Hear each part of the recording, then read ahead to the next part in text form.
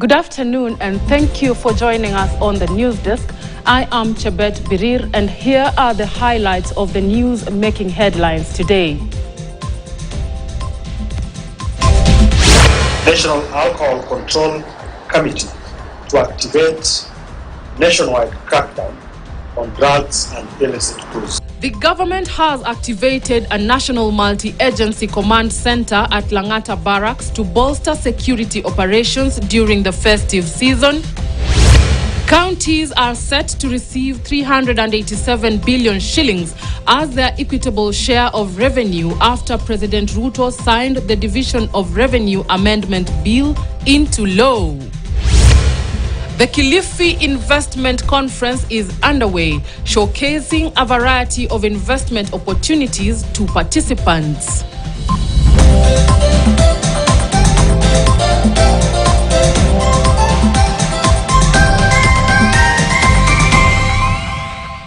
County governments will now receive 387 billion shillings as their equitable share of revenue after President William Ruto assented to the Division of Revenue Amendment Bill earlier today.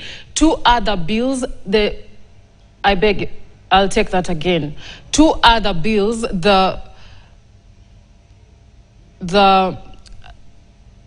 other bills,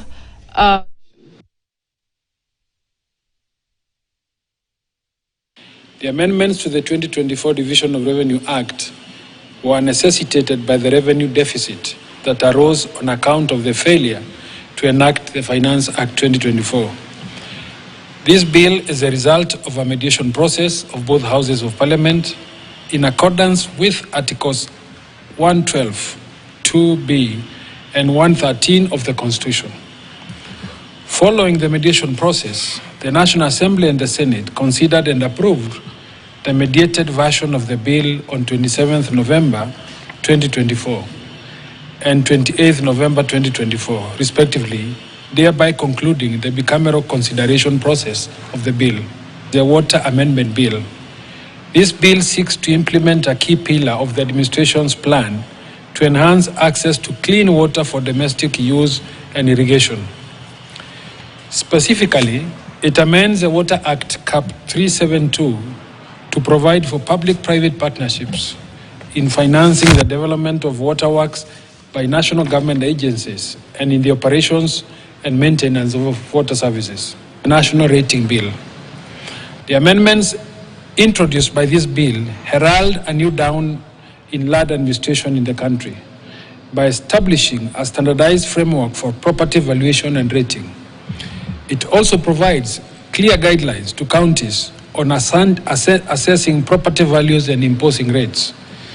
Your Excellency, this bill was also referred to a mediation committee pursuant to Article 113 of the Constitution.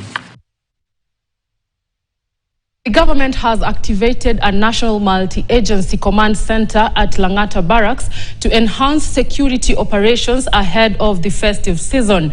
Interior Principal Secretary Raymond Omolo says that all regional and county security and intelligence committees have been directed to establish multi-command centers by dedicated personnel from various security agencies. The centers will bring together officers from the Kenya Defence Forces, National Police Service, Kenya Police Service, Kenya Wildlife Service, and Kenya Forestry Service.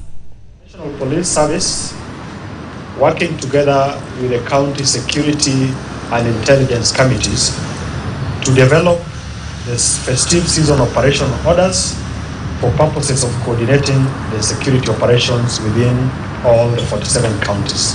The National Police Service, in conjunction with the National Transport and Safety Authority, to enforce compliance of traffic rules by all private motorists and commercial passenger vehicles. All border control agencies to secure security at all exit and entry points, ensuring smooth movement of passengers within the Border Control Operations and Coordination Committee. The National Police Service and the National Alcohol Control Committee to activate nationwide crackdown on drugs and illicit goods. All of 10,317 officers have been deployed for this exercise. Let's now head over to the Kilifi County International Investment Conference, where the conference aims to provide a major platform to investors to explore and unlock the immense opportunities that Kilifi County offers. Kilifi is an emerging hub with investment potential in trade and infrastructure, transport, blue economy, agriculture, health, tourism, water, energy, mining, technology, and innovation, among others. Let's cross over and listen in. For the country and for the region. Now, to come to your question around what can we do, how can we do things better, what more can we do? It's really about being, focusing on impact and focusing on purposefulness. And the way to do this is, one, to ensure that research organizations like ourselves align our priorities with community health priorities. When the Can Be Welcome to Us program was first established, the biggest challenge with USAID and Ministries of Health from Kenya and Uganda held a meeting in Naivasha on ways to strengthen cross-TB prevention and control. They deliberated on ways to further provide necessary travel and logistical support for officers from Kenya and Uganda. They will also be able to provide opportunities for program officers to enhance and exchange information on lessons learned and best practices. I expected, for example, that once you diagnose it, I know case finding, of course. Case finding in these high volume sites. That said, we have achieved quite a lot under this program by working with the national TB programs of Kenya and Uganda. We have managed to improve the TB partnership from at different levels, the national, subnational, all the way to the cross-border areas. We've had cross-border collaboration committees to address TB, management. We've had patients being tracked across the borders, and this has really improved the number of, the detection of TB, getting hold of TB, and we've developed a robust referral mechanism so that we are able to track patients. The government has launched an aerial application of bird repellents to control the Quelea bird menace, devastating wheat and barley farms. This innovative solution seeks to protect crops, safeguard farmers' livelihoods, and enhance food security amid significant losses caused by the infestation. Speaking at the launch in Mau Narok County, Principal Secretary for the State Department for Agriculture, Paul Rono, described the intervention as a timely and efficient response to the crisis. The use of drones for targeted application of repellents marks a shift towards modern agricultural practices in pest control. The government has been urged to support TVET institutions with world-class training to embrace cutting-edge technologies, as well as to strategically position Kenyans for the international job market. Speaking during the ambassadorial visit at the Toolkit for Skills and Innovation Hub ahead of the business forum, the director at Toolkit for Skills and Innovation, Jen Muigai, said that this is equipping youths with skills that meet the local and international market demands. We have been having these classes for the adult learners, which we are partners with the Department of Adult Education. They have several learning centers in Dagoretti, and as to Najali program, we have collaborating with them that through their adult learning centers, you can also be able to reach those learners with information around gender-based violence, around mental health management, information around food security, and economic empowerment in general. Nikiwa age ya usichana nilikuwa napenda masomo sana na nilikuwa mwerevu sana kwa shule. Nilipofika class 7 sikuendelea, sikupata wa kunipeleka mbele. Nikaamua mpaka nitatimiza ndoto zangu. You need to understand these are adult learners, so they are slow to learn. They need their time. They take their phone in class. So the first thing is to start teaching them discipline on how to handle themselves when in class and how the program is working and how the health program is going to help them in terms of their sexual reproductive health. These are ladies who are facing menopause. This course is very key because we are faced with a lot of challenges in the families. We are seeing there is a lot of gender-based violence, there is a lot of abuse, there is a lot of problems. Even there is no communication. People don't know how to communicate with their children. So this course is very key, and these graduates will play a very key role in the community, and wazee wa mitaa can work very well with them in order to bring change in the community. Let's now take a short break. We'll be back with more news.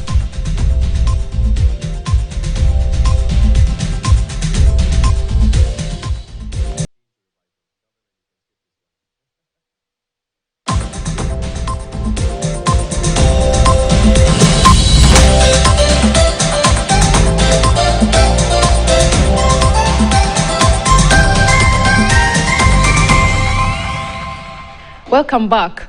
As a measure to mitigate food insecurity and adverse effects of climate change, farmers within sugar zone areas have been urged to embrace the use of organic fertilizers, which is economically and environmentally friendly due to its organic nature and ability to restore the soil pH.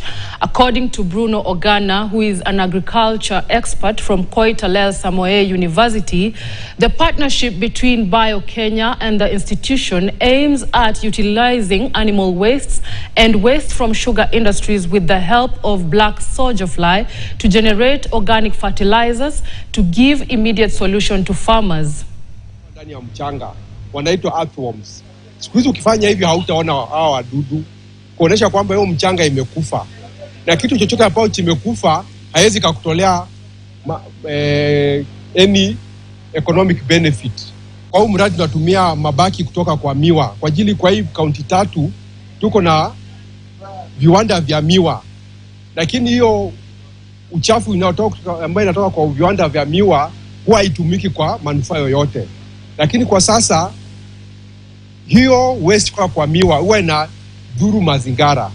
Lakini tukiweza kutumia hiyo mabaki ya miwa kutengeneza biochar, itaenda ku address shida ambayo iko kwa mchanga, na mchanga yetu itakuja kuwa high. When you have like poultry farm, you can use a black soldier fly to work on the poultry waste and to give you organic fertilizer.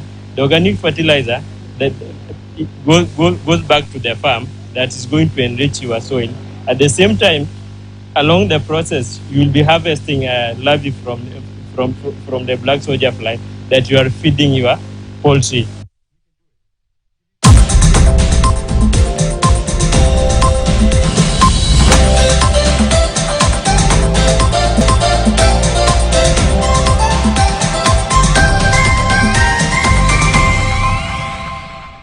Let's now look at the sports news, and Harambee Starlets head coach Beldine Odemba has said Kenya's friendly against Morocco gave her valuable lessons. Odemba says the 2 friendly matches also gave other players an opportunity to showcase their prowess on a bigger stage. Tumekuwa na friendlies 2, Morocco under 23 zimekuwa friendly nzuri kwetu. Friendly ya kwanza tulidraw, result pengine inazoonyesha ikuwa poa sana, lakini tuna build team kwa sababu kwa saizi hatuna competition yoyote ile tunaenda, so tuko na time na chance yetu ya kutengeneza team, kushikanisha wasichana, kuna combination gani ndio itawork well kwa future engagements ambazo ni competition za CAF ama za FIFA. First of all commend wasichana kwa kujisukuma leo kuweza kucheza hii game leo na kupatiana very different result, which ni positive sana kwetu. Pili ni kwa wale wanapata chance ya kucome in na tuone nini wanaweza fanya kwa timu ya taifa.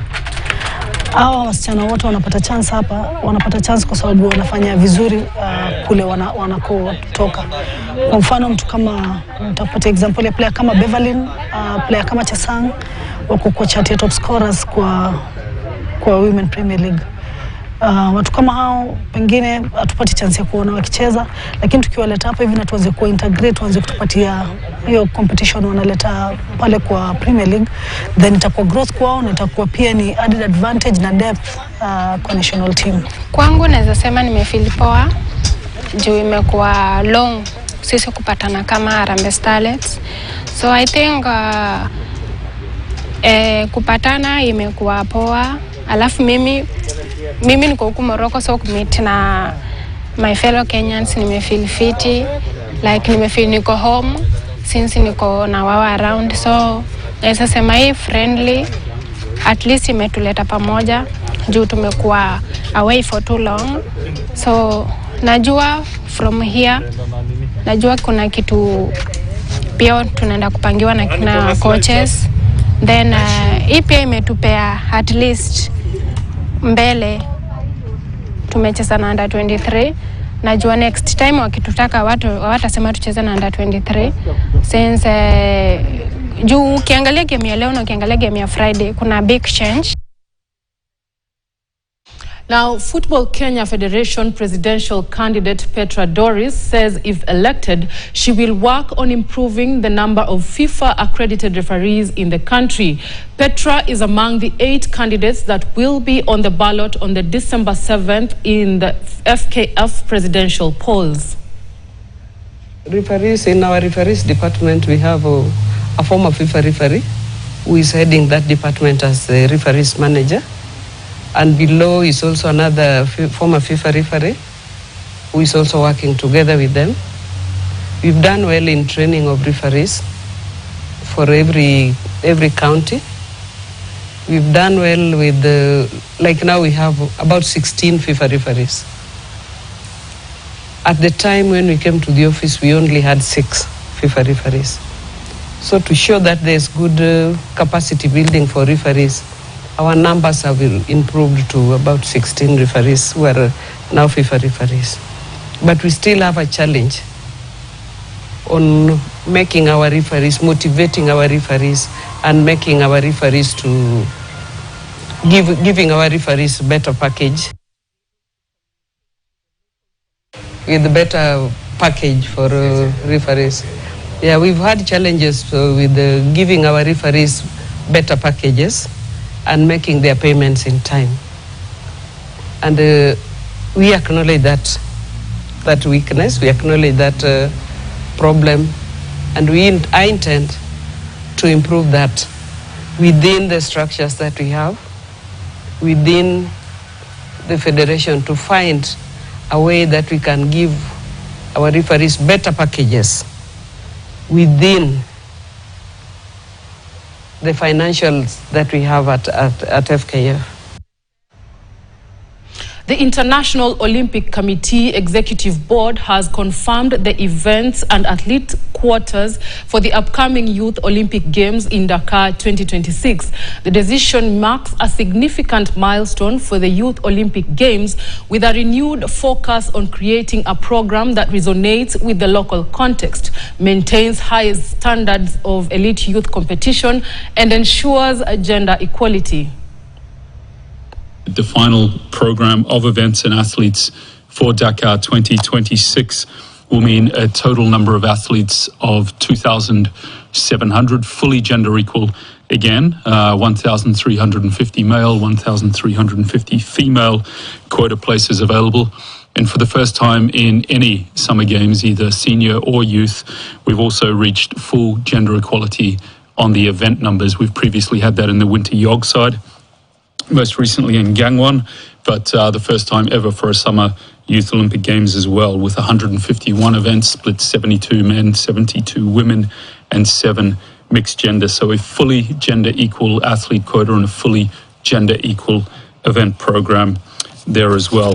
That number of 2,700 is really designed both to have credible competitions across each of the 25 sports and the 151 events, and at the same time allow the best young athletes from the world to assemble in Dakar and still have a strong representation, particularly from the African continent, to really focus on both the engagement and the legacy from these games in Africa. by confirming that number of athletes, it really fits to the available capacity of the Youth Olympic Village as well, and ensures a great experience for those young athletes in the village and at the Games, but equally reduces the number of planned venues that we had for the initial Games planning in 2022, which also greatly reduces the overall operations of these Games. That's all the news we have for you on the news desk. Let's now head to Kakamega, Sigalagala, where the 5th graduation ceremony is taking place. I am Chebet